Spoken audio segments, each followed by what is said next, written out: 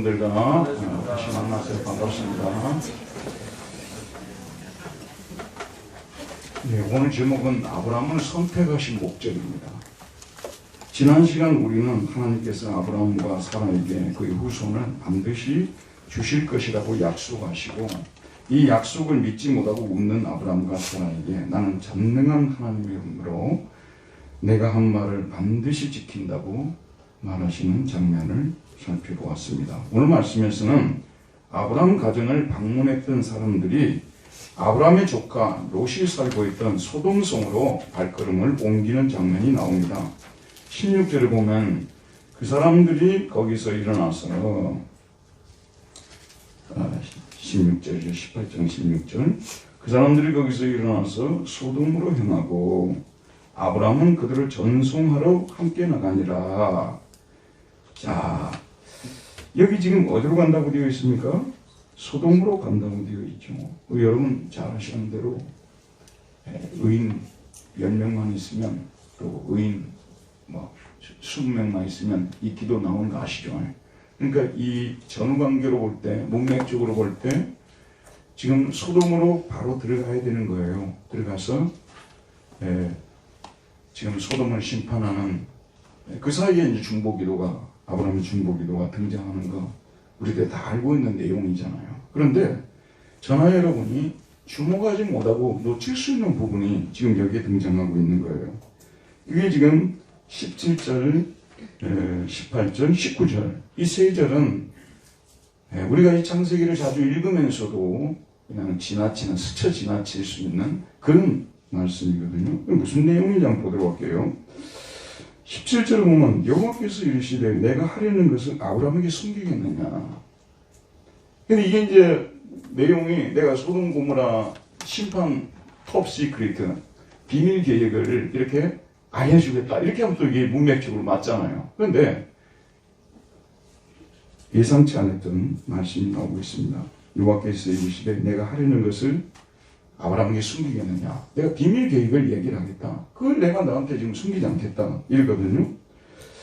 자, 어떤 일인지 한번 보도록 할게요. 18절을 볼게요. 18절입니다. 한번 같이 읽읍시다. 시작. 아브라함은 강대한 나라가 되고 천하 만민은 그로 말미암아 복을 받게 될 것이 아니냐.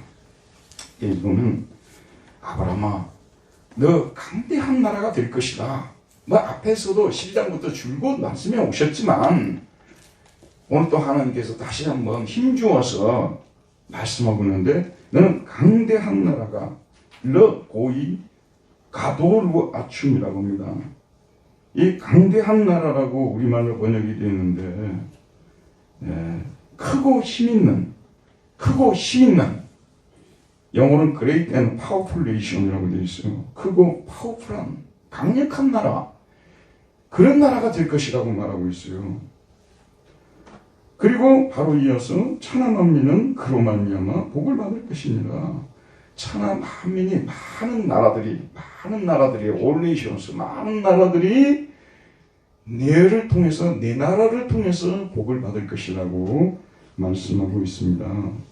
사실 이미 갈대 우르에서 떠날 때부터 들었던 말씀이지만 다시 한번 반복하는 거예요. 요약하면 하나님은 아브라함이 크고 힘있는 나라를 이루게 될 것이고 천하 만민은 그를 통하여 복을 받을 것이라는 말씀이죠. 자, 아브라함 편에서 볼 때 굉장히 고무가 되는 말씀입니다.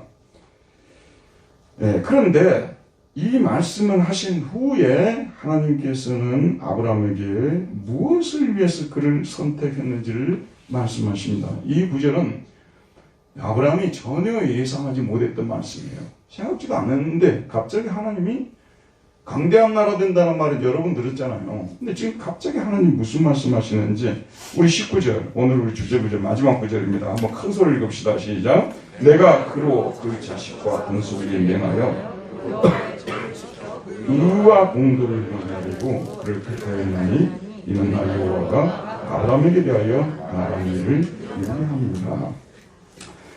아브라함을 택한 두 가지 목적을 말씀하고 있어요. 이게 첫 번째는 뭐냐면 의와 공도를 행하도록, 아브라함과 그의 후손들이 의와 공도를 행하도록 하기 위함이라고 말씀하는 게 첫 번째 목적이에요. 그러니까 좀 우리가 대조적으로 말씀드리면 내가 너를 선택한 것이 부귀와 영화를 주기 위해서 선택한 것이 아니다. 우리 중에서 혹시라도 그런 꿈을 가지고 계신 분들이 계실지 모르겠습니다만 우리 하나님께서 우리를 선택하신 것은 부귀와 영화를 안겨주기 위해서 하신 것이 아니에요. 여러분이 아시다시피 가장 교회가 순전했을 때 교인들이 대부분 가난했어요. 교인들이 부자가 많이 됐을 때가 타락한 시대였어요. 교인이 가난한 게 정상이에요. 교인이 가난한 게 정상입니다.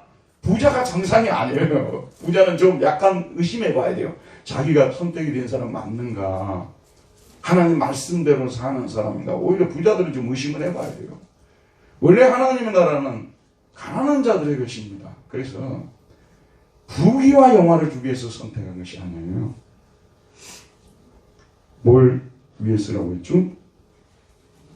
의와 공도를 행하게 하려고. 근데 의가 이게 뭐냐면 차다카거든요. 이 차다카, 이게 영어는 justice로 번역이 되어 있어요. justice. 우리말로 번역하면 정의 혹은 공의, 정의 이렇게 번역할 수 있습니다. 그 다음에 미시파트라는 말도 유대인들이 자주 쓰는 말인데 이거는 공평, 영어로는 judgment, 공평이라고 번역을 합니다. 자, 하나님이 누구십니까? 근데 이 의와 공평은 사실은 하나님의 성품을 반영하는 거예요. 하나님이 공의로우시고 공평하신 분이십니다. 저와 여러분들은 온전히 공의로우시지도 못하고 공의롭지도 못하고 공평한 사람들도 아니죠. 하나님은 100% 순도 100%로 공의로우시고 공평하신 분이시라는 것입니다. 그런데 저를 비롯해서 여기 앉아 계신 대부분의 분들이요, 공의가 뭐고 공평이 뭐냐고 물어보면요, 여러분 그게 쉬운 테마 있으면 마이클 샌들이 하버드대 교수가 정의란 무엇인가 책을 썼겠어요. 제가 그 책을 자세히 읽어봤어요. 읽어봤더니 뒤에 가니까 놀라운 사실이 뭐냐면 잘 모르겠다래요. 답이. 알아서 이해하라고 그렇게 자기는 쑥 써놓기만 했어요. 아리스토텔레스는 이랬고 뭐 누구는 이랬고 누구는 이랬으니까 결론을 내려놓고 알아서 이게 공의 너희들 규정을 해. 이게 마이클 샌들의 정의란 무엇인가. 참 어렵습니다. 여러분. 공평이라는 말. 우리가 교회에서 서로에게 대해서 어떻게 해야 되겠어요? 공평하게 대해야 되겠죠. 근데 공평이라는 이것도 사실은 정의하기가 쉽지가 않습니다. 불공평하지 말아야 된다. 이 말은 훨씬 더 잘 와닿아요. 불공평하지 않는 것이 공평이다. 그죠? 불의하지 않는 것이 정의다. 이렇게 하면 좀 더 와닿을 수 있지만 그러나 온전히 대답이 안 돼요. 여러분에게 제가 오늘 확실하게 대답을 드릴게요. 저도 이게 오랜 기간 동안에 묵상을 통해서 깨달은 건데요. 성경에서 말하는 공의와 공평이 공평하고 사는 사람이 뭐냐면 십계명 지키고 사는 사람이에요. 십계명 지키고 사는 사람이 공의롭고 공평한 사람이에요. 왜냐하면 십계명은 세상의 모든 법이 다 십계명 10가지 계명 속에 다 들어있어요. 함무라비 법전에 들어있는 법, 노마법에 들어있는 법, 독일법, 일본법, 뭐 미국법, 영국법 다 통틀어서 모든 내용이 사실은 십계명에 다 들어있어요. 여러분 한번 가서 조용히 생각해봐요. 도둑질하지 말라. 네 부모를 공경하라. 도둑질하지 말라. 살인하지 말라. 간음하지 말라. 남의 집의 뱃을 탐내지 말라. 자, 이런 말씀들. 그거 그대로 지키면 공평하게 사는 거 아니에요? 공의롭게 사는 거 아니에요? 근데 근대 이후에 계몽주 이후에 사람들이 공의와 공평이란 말을 많이 썼어요. 그전에는 그렇게 많이 쓴 말이 아닙니다. 이 말이. 근데 대체로 보게 되면 5계명에서 10계명 부분만 가지고 공의와 공평을 이야기를 하는 거예요. 1계명에서 4계명은 없어요. 하나님을 믿지 않는 사람들이, 여러분 우상을 만드는 사람들이, 여호와 이름을 망령되이 일컫는 사람들이, 안식일을 기억하여 거룩히 지키지 않는 사람들이 공의롭게 공평하게 산다는 말 쓸 수 없다는 말이에요. 세상 사람들은 쓰겠지만 우리는 쓸 수 없어요. 그래서 진정한 의미에서 진정으로 기독교인만이, 참된 기독교인만이 공의롭고 공평하게 살아갈 수 있는 것입니다. 세상에 그 어떤 사람들도 예수 그리스도를 믿지 않는 상태에서 공의와 공평을 실현할 수밖에 없어요. 공의와 공평을 행하면서 사는 사람은 곧 무엇을 지키면서 사는 사람이라고요? 십계명 지키면서 사는 사람입니다.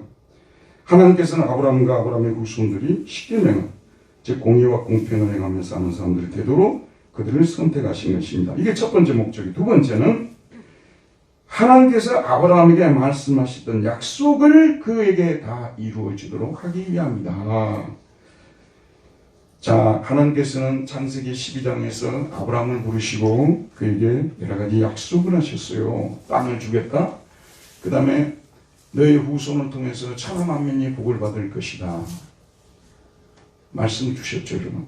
이런 말씀, 하나님께서 아브라함에게 자기가 돈 모아서 산 땅이 아니라 하나님이 준비한 땅을 주겠다는 거예요. 땅. 그게 이제 그림자로서 주어지는 땅이 가나안 땅이에요. 그리고 실제로서 주어지는 땅은 천국 아니겠어요. 그걸 지금 주겠다고 약속하신 거예요. 그리고 그의 이름을 창대케 해주시겠다고 말씀하시고 그를 통해서 천하 만민이 복을 받을 것이라고 말씀해주고 이 약속들을 내가 다 이루어주겠다. 이거 비밀이었는데 들어보세요. 탑시크릿이었는데 내가 오늘 너에게 공개를 하겠다. 이런 말씀은요. 오늘 집에 돌아가셔서 나에게도 좀 적용을 시켜봐야 돼요. 저도 생각해 보니까 어떤 때는 인생이 좀 비참하더라고요. 제가 아직도 텔레비 한번 못 나왔거든요. 그 이단 교주들은 그렇게 많이 나오는데 저는 건전하게 목회를 하는데도 TV 한번 못 나오고 그냥 이렇게 살다가 죽을까 하는 생각이 들어서 그런데 마음속에 뭐 지금까지도 하나님께서 쓰셨지만 또 이후에 하나님께서 또 저를 향해서 또 아브라함에게 주셨던 약속을 저에게도 또 적용을 시킬 수 있지 않겠느냐 그런 생각을 해보게 된다는 그런 말씀이에요. 좀 더 많은 사람들에게 영향을 끼치는 사람이 되도록 할 수 있지 않겠느냐. 여러분들도 그런 생각을 가지세요. 자기 자신의 몸만 쳐다보고 자기 형편만 쳐다보면요. 내가 뭐 도대체 뭘 해가지고 이렇게 영향력 있는 사람이 될 수 있을까 생각할 수 있지만 하나님은 하십니다. 하실 수 있습니다. 그래서 우리도 믿음 안에서 이런 소망을 가져볼 수 있다는 것입니다. 어쨌든 첫째는 그의 후손들이 공의와 공평을 행하도록 하는 것이고 둘째는 아브라함에게 하셨던 약속을 그에게 다 이루어 주시는 거예요. 이게 하나님이 가지고 있던 탑시크릿인데 그걸 알려주신 것입니다. 자, 여러분 우리 주 예수님께서 왜 오셨습니까? 우리 예수님께서 이 땅에 오신 목적은요. 아브라함에게 하신 이 약속을 우리에게 이루어지도록 하기 위해서 오신 거예요. 잘 아십시오. 여러분 교회사를 공부를 해보게 되면요. 특별히 이단 종파들 중에서 구약이 필요 없다고 하는 사람들이 있어요. 구약이 필요 없다고 하면 들어보세요. 아브라함에게 하셨던 그 약속을 성취시키기 위해서 예수님이 이 땅에 오신 거 아니에요? 그럼 약속의 내용이 없어져 버리는 거예요. 구약을 없애버리는 거네요. 그래서 마태복음 1장 예수님의 족보를 논하시면서 마태는 어떻게 시작합니까? 아브라함과 다윗의 자손 예수 그리스도의 계보라 이렇게 나오잖아요. 아브라함의 약속이 다윗에게 좀 더 굳혀야 됩니다. 이 아브라함 약속과 다윗 약속 똑같은 거예요. 아까 제가 말씀드린 두 가지 내용이에요. 그걸 성취시키기 위해서 예수님께서 이 땅에 오신 것입니다. 그래서 구약을 없애자는 분들은요. 우리가 받을 약속을 없애자는 사람들이기 때문에 이단들이에요. 굉장히 경계해야 될 사람들이에요. 초대교회 때부터 이런 이단들이 있었거든요. 예수 그리스도는 아브라함의 약속을 이루어주시기 위해서 이 땅에 오셨습니다. 예수님은 그를 믿는 자 누구든지 아브라함의 약속에 참여하도록 만들어주십니다. 구원을 받고 천국 백성이 되어 천국을 상속받게 하십니다. 이게 첫 번째예요. 예수 그리스도를 믿는 자가 아브라함의 그 약속된 땅을 상속받는 거예요. 그게 바로 천국 아니에요. 하늘나라 땅을 상속받아요. 자, 저를 보세요. 제 중요한 사실 비밀 하나 말씀드릴게요. 제가 가지고 있는 땅이 한 평도 없어요. 그게 비밀이에요. 오늘 제가 처음 공개하는 겁니다. 예전에 우리 집이 있었는데 그 시골에 있는지 그냥 헐값으로 팔아버린 거예요. 땅이 한 평도 없는데. 근데 저는 소망이 있어요. 그리고 이 소망이 자꾸 마귀에 의해서 흔들릴 때가 많아요. 진짜 가진 게 뭐 있다고 막 이렇게 하거든요. 그런데 성경이 우리에게 약속하셨어요. 하나님이 믿는 자에게는 하나나라 땅을 우리에게 선물해 주신다. 그래서 굳이 너무 세계 너무 좋은 데 다닐 필요도 없다. 왜냐하면 진짜 좋은 땅이 기다리고 있으니까. 거기에 우리 하나님 백성이 되어서 우리 주 예수님과 함께 우리 성도들과 함께 영원히 살 것이요. 지금 우리가 여기 지금 보잖아요. 근데 매일 봤으면 좋겠는데 여러 가지 일들로 인해서 매일 못 봐요. 약 일주일에 한 번 정도밖에 못 보는 거죠. 많이 보면 더 못 보고요. 그죠? 근데 우리는 천국 가면 매일 보고 사는 그런 날이 옵니다. 저를 보세요. 정신 차리고요. 사탄이요. 그런 나라가 어디 있냐고. 그런 원시적인 신앙이 지금 어떻게 통하냐고. 여러분 이 신앙 무너져 버리면 신앙생활 할 필요도 없어요. 사실은요. 우리 이런 소망을 가지고 신앙생활 하는 사람들입니다. 이 약속은 반드시 성취됩니다. 만약에 그렇지 않다면, 예전에 우리 아들이 그러더라고요. 아빠는 맨날 뭐 교인들한테 뭐 준다고 하는데 다 안 이루어지면 아빠 사기꾼 되는 거 아니야? 그러더라고요. 사실 제가 이렇게 선포하는데 만약에 하늘나라가 주어지지 않으면 저 사기꾼 되는 거 맞잖아요. 우리 아들이 그렇게 똑똑한데 지금 병이 들어가지고 고통을 받고요. 목사들이 사실은 말도 안 되는 얘기를 하는 것에서 사기치는 것이거든요. 그런데 성경에 근거해서 우리는 얘기를 할 뿐이에요. 성경. 이 일이 이루어지지 않으면 하나님 책임을 지셔야 되는 거고요. 그러니까 이걸 확실하게 여러분이 믿으라고 말해요. 그 다음 두 번째, 예수님을 이 땅에 보내서 우리를 보내주신 목적이 뭐냐고 말이에요. 교회를 세우신 목적이 무엇이고 성령을 우리에게 보내신 목적이 무엇이냐. 우리가 하나님 믿는 자로서 공의와 공평을 행하는 사람들이 되도록 하기 위함이다. 이게 두 번째 목적이에요. 근데 이 둘 중에 하나만 빼버리면 우리는 제대로 하나님 믿는 게 아니에요. 잘 들으세요. 아무것도 받는 게 없고 우리가 공의와 공평만 행하자고 떠들면요. 그건 뭐냐면 사실은 세상 그런 예서 하는 뭐 계몽된 사람들이 하는 얘기하고 다를 바 전혀 없어요. 그러니까 우리는 첫 번째가 반드시 전제가 되어야 되는 거예요. 그리고 두 번째, 그러므로 이러한 은혜를 받은 하나님의 백성들로서 우리가 하나님의 존재와 성품을 드러내는, 왜냐하면 하나님의 그 성품의 핵심 성품이 공의와 공평의 성품 아닙니까? 그 성품을 우리 행위를 통해서 드러내야 된다 그 말씀입니다. 그걸 위해서 하나님께서 우리를 택하셨다는 말씀이 되는 것입니다. 우리 누구든지 아브라함의 후손 예수를 믿어 구원을 받고 천국 백성이 되고 천국의 상속자가 됩니다. 그런 다음 우리는 천국 백성으로서 십계명을 준수하여 공의와 공평을 행하는 사람이 되어야 합니다. 잘 들으세요, 여러분. 첫째와 둘째가 정확하게 가르쳐져야 이게 복음이에요. 예수를 믿고 제사함을 받고 영생을 얻고 천국을 간다는 이것이 선포가 되지 않은 상태에서 공의와 공평만 떠들고 있다 그 말입니다. 그게 어떻게 복음이냐 그 말이에요. 세상에서 다 그런 얘기가 다니는데 두 개들 중에 하나만 빠지면 아니에요. 또 어떤 경우는 맨날 예수 믿고 천국만 간다고 하지 세상에서 믿는 자로서 십계명을 진짜로 가짜로가 아니라 진짜로 지키는 사람이 되라고 저는 설교를 하는데요. 진짜로 지키는 사람이 되어야 된다고 설교하는 바입니다. 가짜를 지키라는 게 아니에요. 공의와 공평을 행하라고 주님이 말씀하고 계시는 것입니다. 세상은 사실 이 공의와 공평을 그리 많이 외치고 있습니다만 세상에 그 가지고 있는 자산들을 통해서 능력을 통해서는 공의와 공평이 나라 불이루어요. 여러분 역사 공부해 보세요. 공의와 공평을 온전히 이룬 나라가 어디 있습니까? 그나마 지금 저희들이 살고 있는 현대에는 그래도 공의와 공평이 우리나라 같은 경우 많은 문제점들이 있음에도 불구하고 어느 정도라도 이루어지는 게 하나님 은혜예요, 은혜. 우리가 잘나서 우리가 똑똑해서가 아니라 하나님이 그나마 이 나라를 불쌍히 여기시고 또 이 나라를 통해서 하나님 나라를 이루시기 위해서 공의와 공평을 이 정도라도 선물해 주신 것이라고 저는 생각합니다. 자, 하나님께서 간섭하지 않으시면 이 세상은 신속하게 불공평과 불의로 가득 찬 세상이 되는 것입니다. 이번에 성경 읽기 하시면서 창세기 읽으셨죠? 창세기는 깊이 묵상하면서 읽어야 될 책입니다. 그냥 대충 이렇게 이야기식으로 읽으면요 별로 배우는 것이 없어요. 여러분 창세기를 한번 보면요 참 기가 막힐 내용들이 나오고 있습니다. 제가 잠깐 말씀드릴게요. 하나님께서 천지를 창조하셨어요. 며칠 동안요? 엿새 동안 천지를 창조하시고 일곱 번째 날은 쉬셨죠. 그리고 창조한 세계를 보면서 보시기에 심히 좋았더라라고 했어요. 정말 하나님이 창조한 이 세상의 코스모스, 질서라는 뜻이죠. 질서 있고 조화로운 세상, 인간과 동물과 식물들이 잘 어우러져 가지고 정말 조화를 이루는 싸움도 없고 살인도 없고 분쟁도 없는 그런 세상 아니었어요? 그런데 그게 창세기 2장까지거든요. 창세기 3장에 에덴 동산에 누가 침범합니까?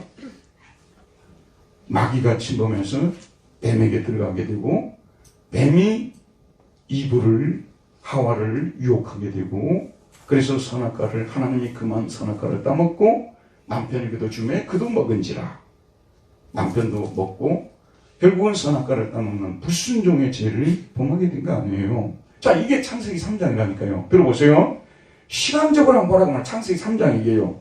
그리고 창세기 4장에 바로 등장하는데 무슨 사건이 등장합니까? 제일 먼저 등장하는 것이 말도 안 되는 일이 벌어지는데 형이 동생을 쳐 죽이는, 그것도 돌로 쳐 죽이는 일이 벌어지잖아요. 살인사건. 이게 형이 동생을 쳐 죽이는 살인사건이 4장에 나온다니까요. 그쵸? 얼마나 속도가 빠른지 몰라요. 그리고 4장 마지막 부분에 보게 되면요. 가인의 7대 손이 남역이 이렇게 고백을 해요. 남역의 아내들에게 이르되 아다와 실라여 내 목소리를 들으라. 남역의 아내들이여 내 말을 들으라. 나의 상처로 말미암아 내가 사람을 죽였고 나의 상함으로 말미암아 소년을 죽였도다. 가인을 위하여는 벌이 7배일진데 남역을 위하여는 벌이 77배이로다. 그랬어요. 이게 왜 사람을 죽였냐 그러면요. 누가 자기에게 상처를 냈어요. 상처를. 그게 화가 난다고 죽인 거예요. 상처를 냈다고. 나의 상함으로 말미암아 소년을 죽였다라고 말하고 있어요. 자기가 죽인 것과 가인이 죽인 것을 비교를 또 해요. 똑똑하게. 가인을 위하여는 벌이 7배일진데 남역을 위하여는 벌이 77배로다. 자기는 훨씬 더 악한 일을 했다 그 말이에요. 이렇게 고백하는 장면이 4장에 나온다니까요. 3장에 따라 4장의 첫 부분은 형제 사례가 나오고 뒷부분 보게 되면은 이렇게 어린애를 죽이는 이런 일이 벌어지고 있는 것입니다. 자, 그 다음에 창세기 5장에 보면요. 아담의 계보가 나와요. 이건 생략해도 되는 거예요. 사건은 6장으로 이어지거든요. 바로 6장이에요. 6장. 여기 보면 사람이 땅 위에 번성하기 시작할 때에 그들에게서 딸들이 나니 하나님의 아들들이 사람의 딸들의 아름다움을 보고 자기들이 좋아하는 모든 여자를 아내로 삼는지라. 여호와께서 이르시되 나의 영이 영원히 사람들과 함께하지 아니하리니 이는 그들이 육신이 됨이라. 그러나 그들의 날은 120년이 되리라 하시니라. 당시의 땅에는 네피림이 있었고 그 후에도 하나님의 아들들이 사람의 딸들에게로 들어와 자식을 낳았으니 그들은 용사라. 고대에 명성 있는 사람들이었더라. 잘 들으십시오. 여기요. 여호와께서 사람의 죄악이 세상에 가득함과 그의 마음으로 생각하는 모든 계획이 항상 악할 뿐임을 보시고 땅에 사람 지으셨음을 한탄하사 마음에 근심하시고 이르시되 내가 창조한 사람을 내가 지면에서 쓸어버리되 사람으로부터 가축과 기는 것과 공중의 새까지 그러하리니 이는 내가 그것들을 지었음을 한탄합니다. 하나님이 후회를 하는 거예요. 내가 왜 사람을 지었더구나. 세상에 사람들이 생각하는 거 보니까 항상 악한 거예요. 어떻게 그런 생각을 할 수 있을까? 죄악이 세상에 가득 찼다고 말합니다. 세월이 얼마나 지났겠어요, 여러분? 세월이 그렇게 길지도 않은데 이 사이에 세상에 죄악이 가득 차버렸다니까요. 그래서 하나님께서 여러분 저런 대로 홍수로 세상을 심판하시지 않습니까? 그래서 종족을 보존하고 씨를 보존하기 위해서 방주 속에 암수 쌍들을 들어오게 만들어서 이제 홍수가 다 끝나고 다 밖으로 이제 내보내지 않습니까? 자, 이런 보세요. 이게 이제 하나님이 이 홍수를 통해서 교육을 시킨 거 아니에요? 징계를 하시고 징계를 통해서 교육을 시킨 거예요. 근데 교육이 돼야 되잖아요. 인간이 어떤 존재인가? 여러분 알고 계세요. 여러분 자식들을 키울 때 부모님들이 되게 고생하는 이유가 뭐냐면요. 인간이 이런 존재니까 힘든 거예요. 여러분들도 부모님을 그렇게 고생시킨 분들이에요. 우리 존재 자체가 그래. 우리 존재 자체가. 가만히 놔둬도 악한 생각을 한다니까요. 가만히 놔둬도. 형편이 안 좋을 때도 그런 생각한다는 이해하는데 형편이 좋아도 사람들은 악한 생각을 해요. 돈이 그만큼 있으면은 불법으로 불의로 그 재산을 확장시키려는 생각도 말아야 되잖아요. 그 정도 돈이 있으니까요. 그 정도 돈이 있는 사람들이 더 그런 생각을 한다니까요. 저는 아까도 말씀드렸습니다만 딱 한 편도 없어요. 인간이라는 존재가 어떤 존재인가를 봐야 돼요. 홍수를 통해서 계몽이 되냐? 천만의 말씀. 여러분 잘 아시다시피 홍수 끝나고 나서 뭐 하세요? 이분들이 11장에 가게 되면 홍수 끝난 게 아마 9장에서 끝날 거예요. 9장에서 끝나고 10장 이렇게 나오는데 11장에 가게 되면 이 사람들이 뭐 하냐면 바벨탑 쌓아요. 이제 백돌을 만들어 경고히 굽자 하고 이에 백돌로 돌을 대신하여 역총으로 진흙을 대신하고 또 자말하되 성읍과 탑을 건설하여 그 탑 꼭대기를 하늘에 닿게 하여 우리 이름을 내고 온 지면에 흩어짐을 면하자 하였더니 하나님이 내려가 보는 거야. 얘들이 언어가 같으니까 이런 일을 나를 대항하는 이런 일을 하고 있구나. 그래서 언어를 혼잡하고 서로 알아듣지 못하게 만든 거예요. 저도 외국어를 좀 하거든요. 그런데 어떤 때는 제가 어느 나라 가면 바보가 되어버리는 경우가 있어요. 외국어 좀 하거든요. 근데 하는 나라에 가게 되면 좀 똑똑한 사람으로 보이는데 못하는 나라 가게 되면 완전 내가 바보가 되어버리는 거예요. 이 바벨탑, 이 원수예요. 그래서 언어가 혼잡되고 사람들이 지면에 흩어지고 그래서 바벨탑을 건설하는 것을 중단했다. 이렇게 말씀하고 있는 거예요. 바로 이와 같은 상황에서 하나님께서는 이 땅에 공의와 공평을 행하는 한 나라를 세우기를 원하셨던 거예요. 계획하신 것입니다. 그래서 창세기 11장 뒷부분에 보게 되면 아브라함의 아버지 데라를 먼저 선택합니다. 데라를 선택하는데 데라가 얼마 안 가서 죽어요. 그래서 하나님이 창세기 12장에 아브라함을 부르시고 아브라함아 너는 너의 본토 친척 아비 집을 떠나 내가 네게 지시할 땅으로 가라. 이래서 드디어 새로운 한 나라, 하나님의 나라를 세우는 역사가 이 땅 위에서 시작되고 있다는 것을 우리는 잘 알고 있습니다. 그런데 창세기 12장에 보면 너 땅도 주고 자손도 주고 너를 통해서 많은 민족이 복을 받고 내 나라가 참되게 되고 하늘의 별과 같이 바다의 모래같이. 자 여러분 저를 보세요. 지금 누가 우리 교회 와가지고 딱 우리 교회를 보더니 이거 수백 배 부흥할 교회다 하게 되면 우리 교회 중에서 그 말을 그대로 믿을 사람이 단 한 사람이라도 있을까요?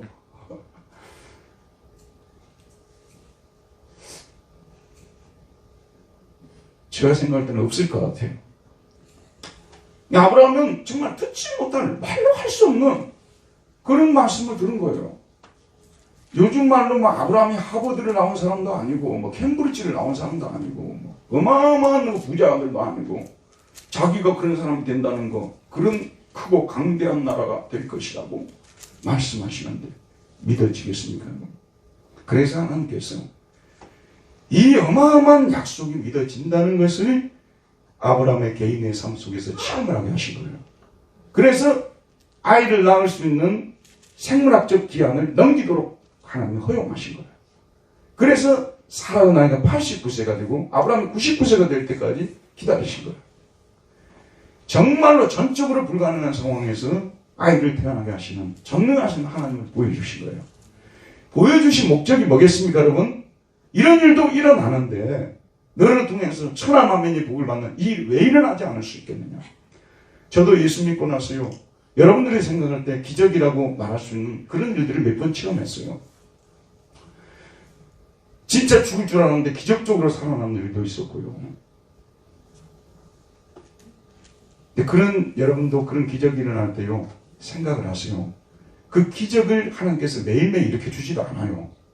근데 그런 기적이 한번 일어나게 되면 우리는 무슨 생각을 해야 되냐면요. 성경에 기록된 이 모든 약속들이 하나님의 전능하신 능력을 통해서 기적적으로 성취된다는 것을 믿으라는 거예요. 그게 기적을 체험하는 사람들이 가져야 될 마땅한 태도인 것입니다. 내가 신앙생활을 잘했더니 하나님이 이렇게 기적적으로 나에게 그걸로 끝나버리면 안 돼. 그건 1절이고 2절이 따라와야 되는 거예요. 그런 전능하신 하나님께서 성경에 약속한 모든 이 약속을 나에게 다 이루어 주신다는 미래에 나에게 주어질 그런 약속들 그걸 갖다가 받아들이라고 하나님이 이렇게 행하시는 것입니다. 자, 그래서 이제 소돔성이 역사에 있어서 대혼돈이 일어나게 되는 거예요. 이제 갑자기 소돔이 불바다가 될 거 아니에요? 곧 멸망을 시키려고 하지 않습니까? 소위 말해서 세계 역사가 그냥 뭐 격변에 쌓이게 될 거예요. 소용돌이 속에 휩싸이게 될 거예요. 그럴 때도 너는 오늘 내가 너에게 알려준 그 비밀을 간직하고 요동하지 않고 그 약속을 붙잡고 너는 가라고 그 어려운 때를 이겨나가라고 그런 나라를 세우는데 목표를 두고 공의와 공평을 행해야 되겠다고 결심을 하고 하나님께서 주시는 것입니다. 자, 여러분 창세기 지금 3장부터 살펴봤잖아요. 1장부터요. 보면 3장에 타락이 나오고 4장에 살인이 나오고 그 다음에 또 6장에 가가지고 지면에 그냥 제약이 가득 차고 그 다음에 이제 7장부터 시작해서 노아 홍수가 나오고 이런 생각해 보게 되면요. 그게 뭐 예전의 역사에 그런 일이 있었다고 말할 수가 있겠지만 이 세계 역사는요. 결국은 이 사이클로 항상 반복이 돼요. 뭔가 새로운 문명이 팍 등장하면 멋진 신세계가 등장했다고 하는 거예요. 들어가 보게 되면 그게 지지고 볶고 싸우고 막 난리가 나는 거예요. 근데 이런 역사에 대해서 가장 심층적인 연구를 한 사람이 독일의 철학자 헤겔이라는 사람이거든요. 제가 다녔던 베를린 대학교에서 가르쳤던 분이에요. 예나 대학 있으시다가 원래 그 다음 고등학교 교장 하셨던 분이거든요. 그러다가 나중에 예나 대학교에서 여러분이 너무나 잘 아는 괴테라는 사람 있잖아요. 문화공보부 장관이었어요. 스카우트 해가지고 예나에서 가르치다가 이 베를린 대학이 등장하면서 왕립대학이죠. 그걸로 스카웃을 해온 거예요. 그래서 우리 학교를 전 세계에서 교양을 가르치는 학교가 되게 해서 여러분이 학교 들어가면 2년 동안 교양 배우는데요. 그걸 제일 먼저 실천한 사람이 헤겔이라는 사람이에요. 근데 이 사람은 결국은 지지고 볶고 싸우지만 정, 반, 합이라는 변증법적 운동을 통해서 역사는 자유를 향하여 앞으로 나간다. 진보할 수밖에 없다. 진보해왔다. 이걸 갖다가 이 사람이 책을 써가지고 증명을 하게 된 거예요. 이 사람이 남긴 것은 뭐냐면요. 역사는 서로 지지고 볶고 싸우지만 결국은 좋은 쪽으로 간다. 결국은 자유의 나라를 위해서 향하여 간다고 가르쳤던 것이죠. 근데 저희들 같은 나라라든지 유럽 같은 나라는 이 말 딱 맞아요. 정말 이 사람 부정할 수가 없어요. 그래서 이 사람 이름은 헤겔 철학하는 사람들 중에 이 사람 모르는 사람이 없죠. 그런데 여러분들이 집에 돌아가서요. 중국의 역사에 대해서 좀 읽어보시고요. 인도의 역사에 대해서 좀 읽어보세요. 인도는요. 지금도 카스트 제도가 존재하고 있다는 걸 알고 계시죠? 브라만, 막 카사트리아 그런 거 있잖아요. 근데 그 계급끼리만 결혼을 해야 돼요. 지금도. 전 세계가 그 사람 말대로 한다면 자유 나라가 돼야 되는데 그렇지 않은 나라들이 아직도 이 지구상에 얼마나 많은지 모르다는 말씀입니다. 그래서 같은 학교에서 가르치는 또 한 명의 철학자가 있는데 저희가 나온 학교니까 제가 좀 잘 알아요. 쇼펜하우어라는 철학자가 있었어요. 이 사람은 헤겔의 말에 대해서 너는 그 이성을 통해서 그게 이루어진다고 하는데 내가 생각할 때는 의지, 우리 인간은 무한한 세상을 창조할 수 있는 의지를 가지고 있다는 거예요. 그래서 우리는 이 의지로서 소위 말해서 구습을 다 청산하고 새로운 세상을 만들 수 있다고. 여러분 잘 아는 I will이라는 말을 쓰잖아요. will, I will, you shall 이런 거 배우셨죠? 이게 의지 아니에요? 우리는 원하기만 한다면 들어보세요. 원하기만 한다면 우리가 지금 생각하고 있는 세상을 우리 앞에 딱 펼칠 수가 있다는 거예요. 이게 의지와 표상으로서의 세계라는 책에서 나오는 말입니다. 이 사람은 굉장히 의지를 찬양했어요. 근데 이 사람으로부터 큰 영향을 받은 사람이 누구냐면 유명한 프리드리시 니체라는 사람입니다. 이 사람 자기 아버지는 목사님이고요. 35살 때 병이 걸려서 죽은 사람이에요. 니체라는 사람이 쇼펜하우어를 너무 영향을 많이 받아가지고요. 쇼펜하우어 쓴 책을 몇 번이나 읽고 공부하고 탐독하고 쇼펜하우어의 제자가 되었습니다. 그래서 그 사람도요. 근데 이 사람의 생활을 보니까 독일에 제가 알고 있는 어디 나움베르크 거기서 학교를 다녔더라고. 고등학교를요. 오늘 우리 식으로 경기고등학교를 나온 사람이에요. 그 학교가 생긴 이후로 그런 수재가 나온 적이 없었대요. 그 사람이 거기에서 정말 이 사람은 의지가 강한 사람이었어요. 자기가 아침 몇 시에 일어나겠다면 딱 일어나고 공부 몇 시간 하겠다면 딱 읽고 공부하고 그 다음에 자기가 책을 논문을 고등학교 때부터 논문을 쓴 사람이에요. 고등학교 때부터 논문을 쓰겠다면 논문을 쓴 사람이에요. 그 의지가 강하다 보니까 쇼펜하우어가 짝짝꿍이 됐던 거예요. 제가 이제 드릴 말씀은 바로 여기에 있어요. 나이가 들었어요. 자기 의지에 대해서 이제는 의심하기 시작했어요. 나이가 드니까 의심하게 되었어요. 그래서 내가 지금까지 의지에 대해서 잘못 평가했구나. 그리고 의지를 그리 평가하다 보니까 역사에 대해서도 드디어 절망하게 되었어요. 새로운 것이 나올 수 없다는 거예요. 그래서 이 사람이 원래 직업이 뭐냐면요, 바젤대학교 고전학부 교수입니다. 바젤대학교 고전학부 교수예요. 그리스어를 능통한 사람이거든요. 그래서 그리스 사람들이 올바로 봤다는 걸 알게 된 거예요. 그리스 사람들의 사관을 뭐라고 하냐면 진보 사관이 아니라 순환론적 사관이라고 하잖아요. 돌고 도는 세상, 돌고 도는 세상. 우리 유행가 작곡하는 분들이 이미 통달하신 이 진리. 돌고 도는 세상, 저 어렸을 때 많이 부르고 다녔거든요. 돌고 도는 세상. 누가 불렀는지도 모르겠어요. 이 순환론적 세계관이잖아요. 역사관이죠. 그래서 이 세상은 결국은 돌고 도는 것이다. 새 것이 없다. 결국은 영원획이라는 유명한 말을 썼어요. 결국은 세상은 영원하고요. 끝도 없고 시작도 없고 끝도 없고 돌고 도는 같은 일이 계속 반복되는 거예요. 태어나고 지지고 볶고 싸우고 죽고 또 태어나고 지고 볶고 죽고 역사에 무슨 진보가 있고 무슨 새 것이 있느냐 이렇게 얘기를 하게 됐던 것입니다. 자, 여러분 우리도 한번 오늘 제가 드린 말씀을 생각하면서 역사를 한번 쭉 한번 읽어보고 살펴보시기 바랍니다. 우리나라 역사도 여러분이 한번 꼭 살펴보십시오. 저는 일단은 현대사만 한번 생각해 봤어요. 1914년에 여러분 너무나 잘 아는 제1차 세계대전이 일어나죠. 제1차 세계대전이 일어난 그때 분위기는요, 온 세상에 유토피아가 도래할 것이 같은 분위기였어요. 그런데 1차 세계대전을 통해서 인간이 이렇게 악할 수 있는가? 인간에게 무슨 소망이 있겠느냐? 이런 절망을 하게 됐어요. 그로부터 25년 후에 1차 세계대전이 끝나고 이제 끝나버려야 되잖아요. 25년 후에 여러분 1939년에 제2차 세계대전이 또 일어나죠. 그때는 더 많은 사람이 죽었죠. 아우슈비츠 핵무소에서 죽은 사람만 해도 600만이잖아요. 얼마나 많은 사람들이 죽었는지 여러분 오늘 돌아가서 2차 세계대전 때 죽은 사람들 한번 쳐보시길 바랍니다. 수많은 사람들이 죽은 거예요. 2차 세계대전 때. 베를린에 가게 되면 시청이라든지 대학교라든지 제일 좋은 건 다 러시아 사람들이 가져갔어요. 왜 그러냐면 러시아 사람들이 제일 많이 죽었어요. 얼마나 많은 사람들이 2차 세계대전에 죽었습니까?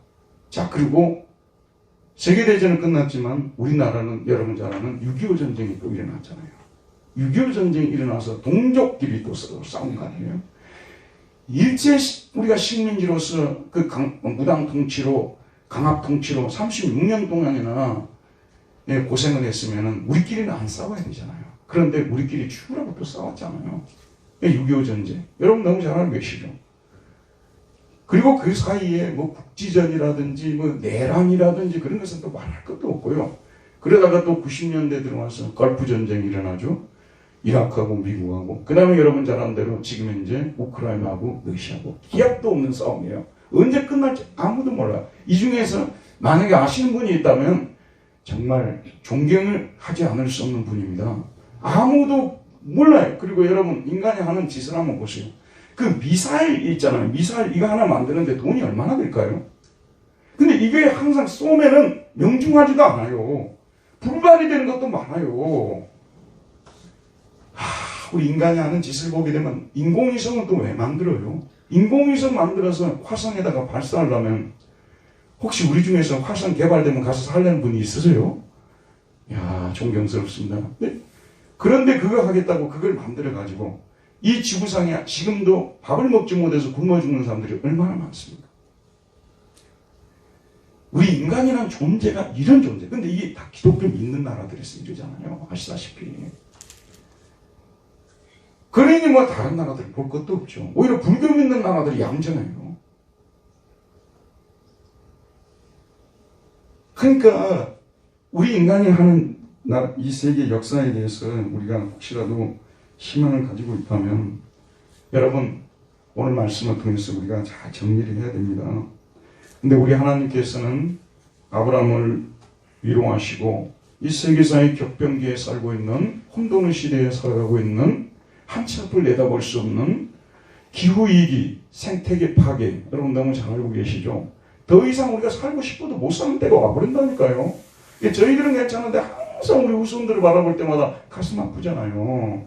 지금 이 크는 애들이 얼마나 큰 고통을 당할까 이런 생각을 우리가 갖지 않습니까? 이 속에서 하나님께서 오늘 말씀을 통해서 그래도 하나님이 우리에게 비밀을 말해주는데 뭐냐면요, 우리가 예수 그리스도를 믿음으로 살아갈 때 하나님께서는 끝까지 우리와 함께 하시고 어떤 격변과 어떤 혼돈의 역사 속에서도 우리를 붙들어 주시고 우리와 함께 하시고 우리를 도와주신다는 이 믿음인 것입니다.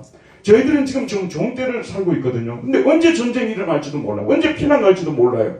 우리는 그때도, 지금도 물론 그렇습니다만 성경 말씀 붙잡고 기도하고 하나님의 위로를 구하고 이 전쟁을 통해서도 하나님 역사하시고 이 전쟁 후에 하나님의 나라가 더 확장된다는 그런 믿음을 가지고 우리는 가야 된다는 그 말씀에, 또 한 가지, 우리가 이런 구원을, 이런 은혜를 받은 사람들로서, 하나님의 백성들로서 하나님이 우리에게 부탁한 것 뭐예요? 공평과 공의를 행하며 십계명을 행하며 살아가는 사람들이 되라는 이 말씀을 우리는 항상 유념하고, 마지막으로 한 가지만 말씀드리고 마칠게요.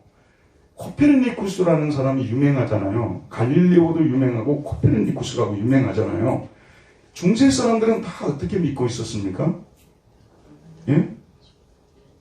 태양이 지구를 돌고 있다고 믿고 있었잖아요. 태양이 지구를 돌고 있다고 믿고 있었죠. 근데 갈릴레오라든지 코페르니쿠스는 어떻게 했습니까? 지구가 태양을 돈다고 했잖아요.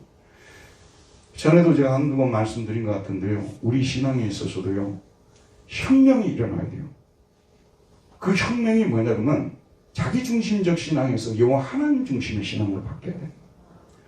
왜 우리가 공의와 공평을 행해야 되는 사람이 되어야 되냐면요, 하나님 우리 아버지가 공의로우시고 공평한 분이기 때문에, 만약에 우리가 우리의 삶 속에서 공의와 공평한 삶을 살아드리지 못하면 누가 가장 슬퍼하시겠습니까? 누가 가장 슬퍼하시겠어요? 하나님이 가장 슬퍼하시죠. 왜 너희들은 밖에 나가서 나를 갖다가 이렇게 내 명예를 떨어뜨리고 내 영광을 떨어뜨리냐, 참아도 내가 더 이상 참지를 못하겠구나 할 정도로 고통을 당하시는 분이 하나님이시라는 것입니다. 여러분도요, 아까 니체가 말했듯이 우리 의지를 가지고요, 제 앉으려고 막 했을 거예요. 심지어는 사도 바울 같은 사람도 원하는 것은 하지 않냐고, 원치 않은 그것을 내가 행하는도다. 그런 게 얼마나 많이 있어요. 우리 인간은 어차피 이 세상에서 완벽하게 하나님의 계명을 못 지켜요. 지킬 사람 아무도 없어요, 여러분. 그런 의지는 아담의 후손이 아니고 어디 좀 딴 데서 온 사람이 몰라도 아담의 후손들 그럴 수가 없어요. 우리는 유혹에 생각보다 약해요. 저도 유혹에 약하고 여러분도 생각보다 유혹이 약합니다. 그래서 여러분에게 하나님께서 돈도 너무 많이 안 주는 이유는 뭐냐면요, 약하니까 안 주는 거예요. 너무 돈이 많으면요, 하나님인데 정신이 거기 쏠리질 않아요. 딴 데다 정신이 쏠리거든요. 인간이 얼마나 약한지 모르지 않습니까? 그래서 들어보세요. 하나님이 우리가 완벽하게 공의와 공평을 살아내지 못한다 할지라도 나를 구원하신 예수 그리스도, 하나님을 자꾸 생각하는 거예요. 그분은 나를 공의와 공평을 행하는 사람이 되도록 선택을 하시는데, 내가 하나님의 마음이 얼마나 든 사람인지, 정말 하나님을 얼마나 기쁘게 해드리는 사람인지 하나님 중심적으로 생각하라 그 말이에요. 하나님 중심적으로, 우리 중심적으로 신앙생활을 하게 되면요, 결국은 우리 신앙이 결국은 오래 못 가서 무너져 버립니다. 그리고 여러분 속에 기쁨도 감사도 끊겨져 버립니다. 그러나 하나님 중심으로 신앙을 하지 않습니까? 오늘 같은 날도요, 여러 가지 교회 못 올 이유도 있고 그렇지만 그래도 함께 우리 신앙인들이 모여가지고 하나님 앞에 예배 드리는 것을 하나님이 얼마나 기뻐하실까.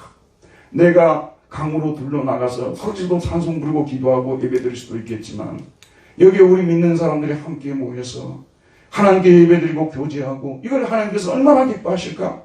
그런 생각을 하고 우리가 이곳에 올 때요, 말씀을 듣는 태도가 달라지는 것이고 은혜가 훨씬 더 우리에게 말씀의 은혜가 되는 것입니다. 그게 같은 일이지만 아무것도 아닌 것처럼 보이지만요, 하나님 중심적으로 하라 그 말, 하나님 중심적으로. 예를 들어서 이번에 저희 교회에서 튀르키예하고 시리아에 그 어려움을 당하는 분들한테 헌금을 보냈습니다.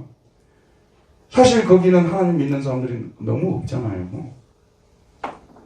그리고 터키 대통령 평이 되게 안 좋은 사람이에요, 그 사람은. 그래도 하나님께서 이번 기회를 통해서 우리를 사용해서 터키인들의, 시리아인들의 마음을 열 수가 있다면, 그래서 복음이 들어갈 수 있다면, 그래서 우리가 우리의 물질 중에서 일부를 하나님께 드려서 헌금을 하는 것, 똑같이 헌금해도 뭐 굳이 하라니까 하는 거지 뭐 이런 정도로 하는 것과 하나님을 생각하면서 모든 걸 하나님을 생각하면서 하는 것. 성경을 읽은데도요. 오늘 하나님께서 내가 모든 시간을 멈추고 이 성경을 읽을 때 얼마나 기뻐하실까. 공의와 공평을 행하는 삶이 다른 게 아니고요. 하나님 중심적으로 하나님을 위해서 사는 이 삶이 공의와 공평을 실행하면서 사는 삶이 되는 것입니다. 같은 구제를 내도요. 같이 이웃을 우리가 위해서 뭔가를 하더라도요. 자기 영광 드러내기 위해서 하는 사람도 되게 많거든요. 하나님 영광이 높여지도록 존귀 여겨지고 그러고 나면은 결론이 뭔지 아십니까? 우리 마음속에 말할 수 없는 영적 기쁨이 창조되는 것입니다. 공의와 공평의 삶의 대가는 뭔지 아십니까? 보상이 뭔지 아십니까? 부귀와 영화가 아닙니다. 우리 마음속에 주어지는 말할 수 없는 평강과 기쁨. 내가 너를 얼마나 기뻐하는 줄 아느냐. 하나님께서 사인을 주시는 것이거든요. 그래서 저와 여러분 오늘 다시 한번 예수 믿고 첫 번째는 구원을 받은 거 아니에요? 두 번째는 우리가 구원받은 백성으로서 공의와 공평을 십계명을 지키며 살아야 된다는 이 말씀을 주셨으니 이 말씀에 순종하는 저와 여러분 되기를 바랍니다. 은혜로우신 하나님 오늘도 성령의 말씀을 보내주셔서 아브라함을 선택하신 목적이 무엇인지 예수 그리스도 안에서 우리를 선택하신 목적이 무엇인지를 말씀해 주셨사오니 이 말씀대로 준행하고 순종하며 살아가는 우리 모두가 되게 하여 주옵소서. 예수님 이름으로 기도하였습니다. 아멘. 다 같이 찬송가